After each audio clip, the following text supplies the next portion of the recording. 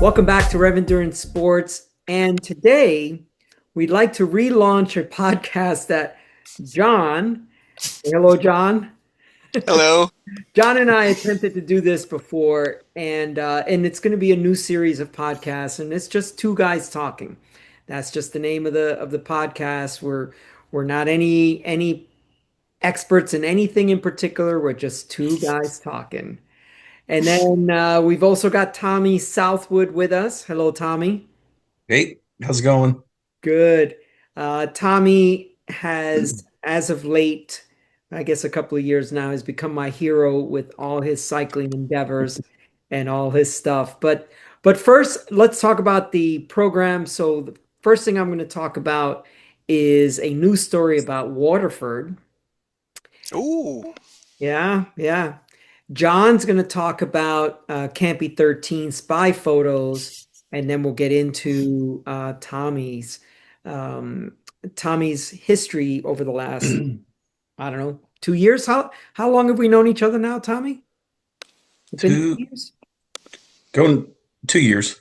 Yeah, yeah, yeah. And you amaze me every day. But let's get on with the first news story. And have you folks seen this about Waterford coming back? No, I haven't. This is Okay. great news. Yeah, I have two Waterfords. Ooh. I do. Well, okay. Well, guess what? Waterford is coming back.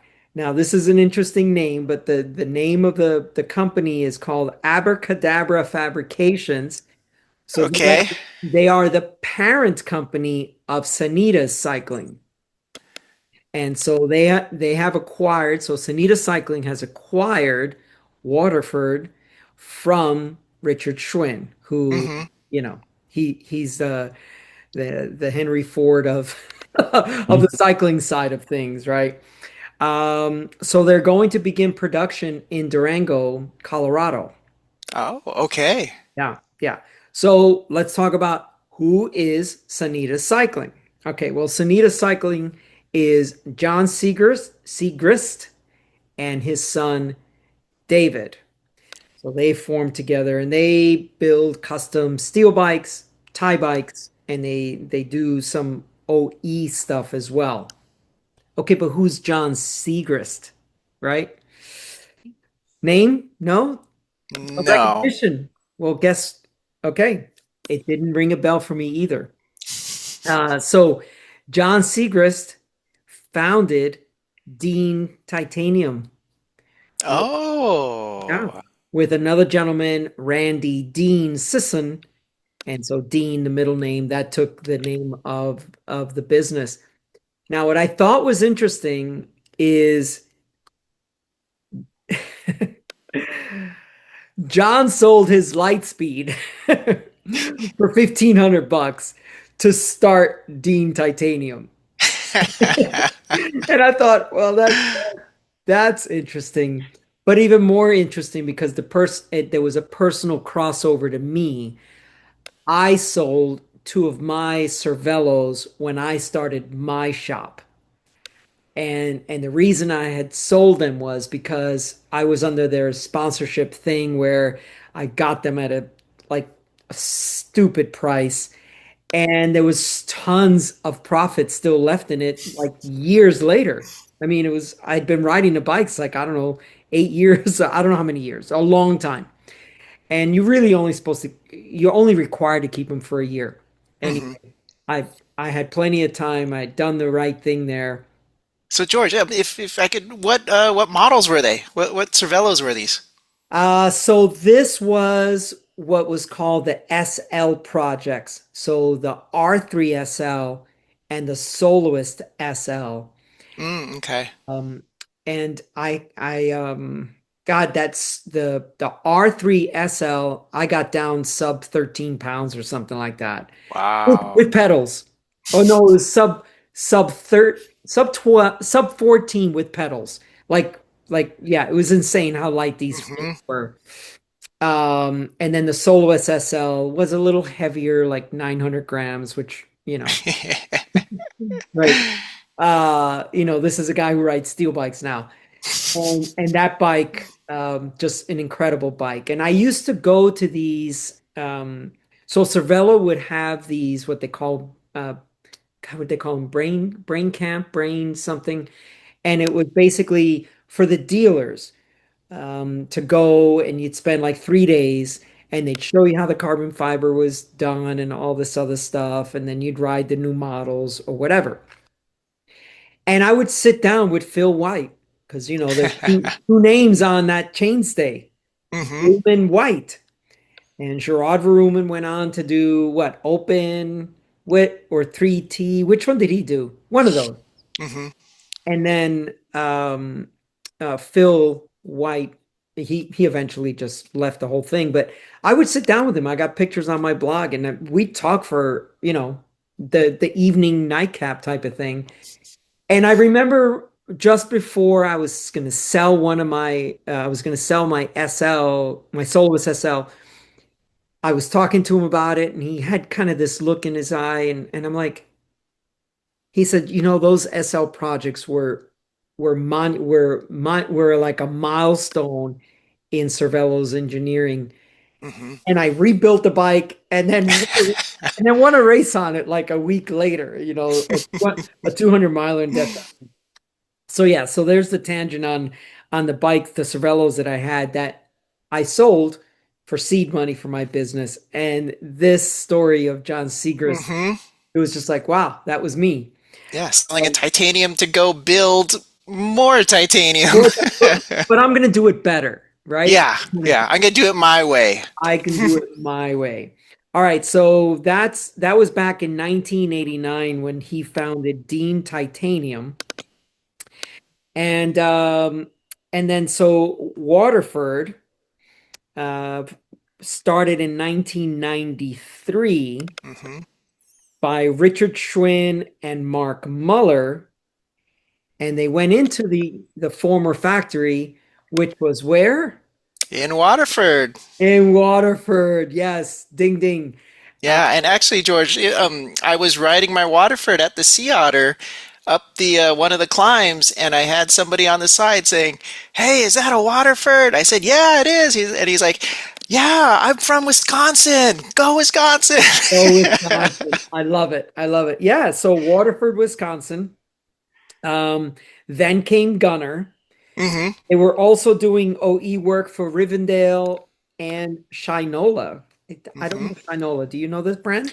Yeah, Shinola is actually a watch manufacturer in Detroit, Okay. and so to help promote their watches, they did these collaborations with Waterford to have a Shinola bike plus the Shinola watch. Kind of like Ferrari with their Yes, Colnago partnership. And exactly. what was it? McLaren and Specialized did something too, right? Hmm. Oh, yeah. So they are buying everything, intellectual property, trademarks, frame design, assets, just Wow. the whole kit and caboodle, as they say. And I don't know, like this article is very recent, so it's going to happen out of Durango, which is like it's a tiny little place. Have you Hmm. anyone ever been to Durango here? Oh, it's a really cool place. And yeah, I don't know where they're located, but it's a place I'd like to go visit because I like Durango to begin with. And then just a little bit of trivia. Sanitas is basically a peak that people go hiking and climbing at in out of Boulder area. So that's why Sanitas cycling, I guess, because they were out of Boulder for a little while. So Hmm. cool. Yeah, And so, George, this is the assumption that they're going to continue building custom steel bikes under the Waterford name, and I they're just kind of carry that on. I don't know if it's going to be custom. I didn't get that, but Hmm. um, I mean, I guess Gunner would be their inline product, Yeah. and then their Waterford would be their custom. Hmm. Hmm. I mean, maybe like it always has been, right? Yeah. I think the other thing with the Gunner was that those frames were generally welded versus the lugged construction with the Waterfords. Are your Waterfords both lugged? Of course. Ah, of course. Silly Of me for course. asking. So yeah, there's a customer who had a gunner and he bought a Road Logic from me. So I think that I think the Road Logic is getting more of the mileage now. So Mhm. yeah, so tell us about this Campy 13 thing. What's going Yeah, on there? so on Luis Scott. Hey Luis, if you're watching, love Yep. your channel. I love his channel. Yep. Yep. Love that he loves Campy. Had to throw that in there. Yeah, But yeah. Luis had pointed out that there were some spy shots from the Giro of some of the teams that are running a 13 speed Campy. And Luis kind of went into a little bit of in his opinion, what the keys to success for Campy in bringing the 13 speed road group to market. Uh-huh. Um, and I think one of them was that they are bringing back the thumb shifter for their electronic shifting, and the other piece, I think he wanted the trimming down of their product range because right now I think they run 5 different levels of group set, which is just a little overwhelming. A little overwhelming. So he Yeah. was. I Oh, was go ahead, talking George. I was talking to Richie about this the other day. They've got like 20 something seat posts. How many do you need? You hmm know, hmm like maybe three? A comp, a WCS, and a Super Logic done.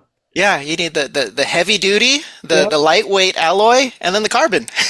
done. Yeah. hmm Anyway, so go on. So with hmm the five groups, chorus and I think chorus is the one that sells the most anyway.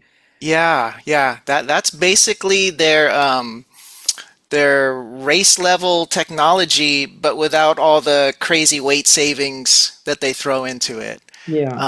And that was kind of Luis's opinion also, was that they should keep the super record for the people with deep pockets, all the venture capitalists, and then Hey, have the mid range.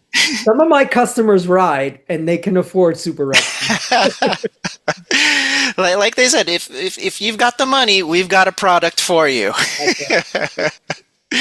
Yeah, and then they would have the mid-range record group set, and then Yeah. finally the lowest range would be chorus, which would again without all the weight savings, but the you still get the race technology. Yeah. Yeah. So, if it's being raced at the tour, what was funny is years ago it used to be seen at the tour, hmm or this is the Giro, but seen at the tour, but not available until like September, October when hmm Interbike would happen, right? So, hmm so who knows? Maybe we'll see it actually at the tour unveiled because that's how they do stuff like that. Yeah, yeah. And then George, I was wondering if I could get your opinion on this. I know it's not quite the arms race that it used to be from 9 to 10 to 11 to 12 speeds. Yeah. And it always seemed like instead of getting a bigger range of gears, we were Mhm. just getting more of the gears in the middle. Um, what's your take on 13, 14, whatever might be in the future? Well, a loaded question, but uh, it depends where you live in the country and the world. So, Mm, for example, I have seen videos of Lewis Scott talking about a certain cassette that he must have because he has to have that perfect 16 cog or whatever that cog was. Here in California, or at least in Southern California, maybe where you live too, I could give a hoot about what's in the middle of my cassette. hmm I need climbing cogs for when I hit a 20% grade, and I need a small cog for going fast. Everything in the middle is just, I don't care what you put in there. hmm hmm So to go from 11 or 9, 10, 11, 12, 13, If you're just giving me stuff in the middle, that doesn't help me. Give me more range, Mm-hmm. and someone like Russ from Pathless Pedal would say the same. Mm-hmm. Range. I Mm-hmm. want something in the middle, right? I mean, Tommy, what do you think about this arms race, this like more and more cogs, and then this isn't compatible with that? And I mean, what do you see as a benefit to a 13 speed drivetrain? And that's sarcasm, if you didn't catch it. For me, I don't see a benefit because I live in a very flat, rural area, wide Yeah. open, Yeah. heavy winds, Yes. and I'm primarily in the middle. I Yeah. See what I mean? seldom see Yeah. the low or the big. Yeah. Mm-hmm. And that's so I guess the cycling manufacturers, the component manufacturers have to consider all of that. Now you got this one buy thing that is just trying to like Uh-huh. get into triathlons, it's trying to get into all of this stuff. And hang on. Hi Jess. Hey, Well, Jess. Hi, Jess. dinner's ready. Just scoop it out and you're ready to go. Thank you so much. Yeah. Gold star, George. Yeah. Um, so yeah, so for example, someone like Tommy, someone in Denmark, the Netherlands or somewhere like that, all they're worried about is, can you turn off this wind, please? Oh. They don't really care about a climbing cog, and they Mm-hmm. probably can't get into their 10 cog to ride, in their whatever 48 or 49 chainring in their 10 cog. They're like, that's worthless to me because the wind's blowing at 50 knots, you know. Mm-hmm. Mm-hmm. Um, so yeah, it just it doesn't benefit me, but it benefits Tommy. Yeah, I would kind of agree that my hope is that with the 13 speed that they will give us a little bit more on the climbing side, that somehow they engineer that without making the derailleur, Yeah. act like a kickstand. Mm. Well, this is an interesting point too, because when you consider that they're putting climbs like the Angliru, or they're putting climbs like that into these professional races, what were these people doing? They were putting Ultegra cassettes, they were doing, Mm-hmm.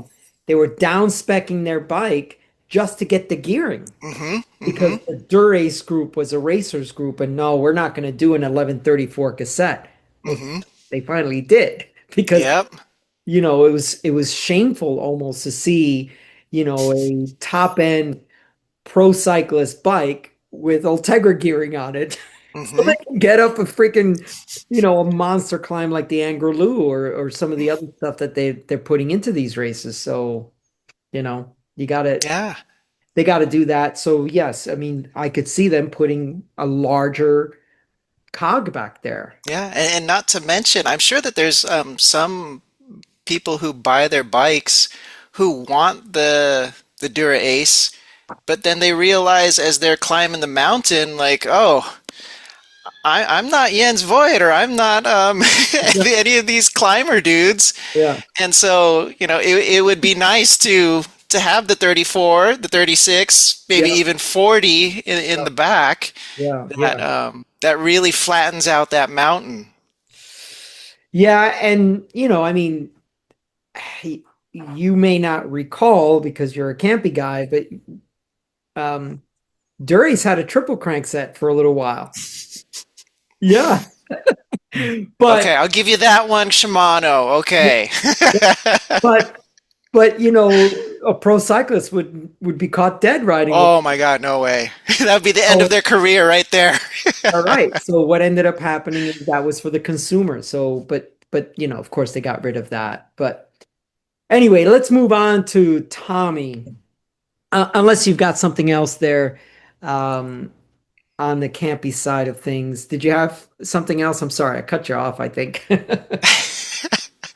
No, nothing else really. Nothing else really. Except Yeah. that it's just better and it looks so much nicer. Anyway, so Tommy, some of you might have seen an interview that I had with Tommy a couple of years back. And Tommy's doing some amazing things. At that time that we did this interview, he was about to ride his bike across the country. Now, how many days did that take you, Tommy? 19 days. 19 days. Now, this is crazy because he said, well, I got to do it. I've only got like 27 days to do it. And I'm like, well, that's over 100 miles a day anyway. And you did it in 19. Bravo, Tommy. Yeah, 19 days. And what can you tell me were some of the high points and low points of that trip? um, In a half hour or less. oh Lord, that's tough. The high points was leaving Texas. Getting through it. And you said that in the interview as well. It's nothing's changed. It was brutal. It Yeah. was like, it's 1/3 of the trip, and I think I had a headwind the majority of the time. Ooh. And then when I hit the hills in Texas, I was beat Yeah. at that point. And how many days And are you into your trip already? um, oh Lord, Oh, okay. Only if it comes to mind. Don't worry about it. halfway. Yeah, yeah. So eight, Um, 8 to 9 days probably. yeah. Um, but that was the high point, was leaving Texas, and I guess that was also the low point because, and I joke because my wife Joanna met me in Gulf Shores, Alabama, to give me some supplies Yeah. and to check on me, see how I was doing. And when I got out of the shower, she asked me, "Was I riding without my jersey on?" And I said, "No." "Why'd you Oh, ask that?" you got She goes, "Well, your back is sunburned." And I'm Wow. like, and I looking in the mirror, and I was like, "Man, I look like Neapolitan ice cream." And the sun was so intense that it burned me through my jersey, which, Ooh. so that's at mile high elevation. It was hot, and Yeah. By the way, the, it, the new Rev jersey that you purchased from me, that also has some panels that you're gonna get pretty sunburned on that one. So just I saw that. so spray yourself It's with. ventilated. Yeah, it's ventilated. Well, that's the idea. It's a super lightweight Yep. jersey for all the It's clients. comfortable too. Yeah, yeah. So that was that trip. But then you went completely off the deep end. You wanted to do what they call the K Hound, which is 10,000 kilometers of just brevets. Wow. And Or nope, not just brevets, but oh, randonneer. Right. So permanents and brevets. yeah. Okay, permanents as well. And and so that means you got to go hunting around here, there, this state, that state to go get your actual kilometers of a sanctioned event. Like it's not just go out and ride. You have Hmm. to be doing these in sanctioned events. And now this year you have how many 1200 Ks planned? 5. And 5. next week I'd leave for my third one. Wow. So for some of you that don't know this math, it's a 750 miles. Yep. Um, Now, Paris had actual time limit. Are some of these are like multi-day? Like are you going back and are you doing clover leads back to the start, finish, start, finish, start, finish? Um, Two of the ones that I've done so far, or well, one was a clover leaf. The one I'm doing next week is a clover leaf. The last one I did was not a clover leaf. Okay. Was it just I'm going upstream, boom, boom, boom, boom, boom, boom, boom, boom? No. First day, 250 miles approximately to a new location. and then from that location in and out a couple of times, and then the last day back to the spot where we started. Mm. So you So had to two get different. lodging in different places. Yep. Yeah. That's a little inconvenient, isn't it? Yeah, and not as inconvenient as the rain for 3 days on that ride and the Oh. headwind that was like 4 days worth because that was all on the coast of Virginia and North Carolina. Yeah. And when you signed up, you said, "Oh, there's not much elevation I gain." know. I'm like, well, this is going to be easy. It won't be too hard. And it was called what? Endless flat. They should have. I jokingly said they should have called it the endless wind. Endless wind and endless rain. Yeah. Yeah, and I will say I do not like wet feet. Oh You my know, god, yeah. that Yeah, was so that's probably horrible. one of the most miserable spots on me was my feet because Yeah. they were just wet for 3 days Mm-hmm. solid. Mm-hmm. Well, Tommy, and since Jess just got home, you know what I did today? What? I signed up for the Colorado 1200K. Yes. I've been Great. waiting and holding off and holding off. I'm like, oh my God, I'm not ready. I'm not ready. I'm not ready. Oh, you're ready. But but yeah, just so we can let everyone else in on this, I want to ride with Tommy on this 1200K. And I think it'll be a great male bonding experience to spend I think it'd be fun. 750 miles Misery loves company. suffering. Yeah, but Tommy, don't be afraid to drop that old man behind you. Just leave him behind. He'll he's find gonna his way. he's gonna drop me climbing, and my only saving grace is I might be able to catch him in the wind. Yeah, yeah. Tommy and I are going to do this 1200K. With a lot of these things, when you're out there alone in the headwind, it really does, uh, Suck. yeah, it destroys you mentally, right? But if you're sharing that with someone else, and then you can both look at each other every now and then be like, "Can you believe this wind?" It isn't as bad. It isn't Hmm. as bad. I think if we I think if we stay together through some of the tough parts, I think it won't be that tough at all. But I'm dealing with some undercarriage issues at the moment. I actually, Oh, yeah, I actually had to switch my saddle from my tried and true SQ Lab saddle to a leather Gilbertude. oh, So we'll see how that's gonna go. So far, so yeah. good. I've ridden. Speaking of that, because of Yeah, riding in that rain for 3 days, you can imagine what I Oh, got too. yeah. yeah. Soggy, Hmm. Yes, chamois day after day is just not. Oh God, it's I couldn't sit on a bike for a week after that. oh my God, Tommy. Yeah, I didn't even think of that. So yeah, so now you're the old salt because you're gonna end up doing three 1200Ks before we get together, right? Oh, Yes. okay. So Yep. Colorado will be my fourth. okay, I'll be asking you for advice. Wow. That's Yeah, you've got three more to catch up, George. I, What's going on? I'm I'm slacking big time. So I did want to talk about this just for a few minutes. Um, and Tommy, you can talk about this. So it's funny because every time he buys more. What do you call it on your PayPal description?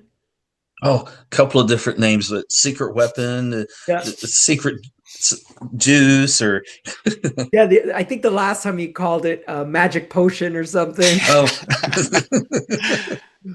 So I'd like to get this out for anyone watching this podcast, first time buyers only. I wish to offer you a 20% off introductory offer. So first time buyers only.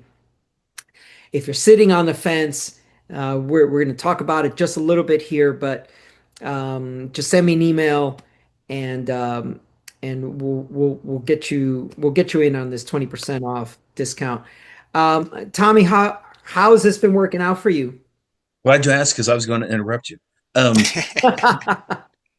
I fuel with that entirely on the 1200K, and the only solid foods I eat is at night when I stop at the hotel, You're maybe before riding bed. 12 hours, it's all just rev. Yep.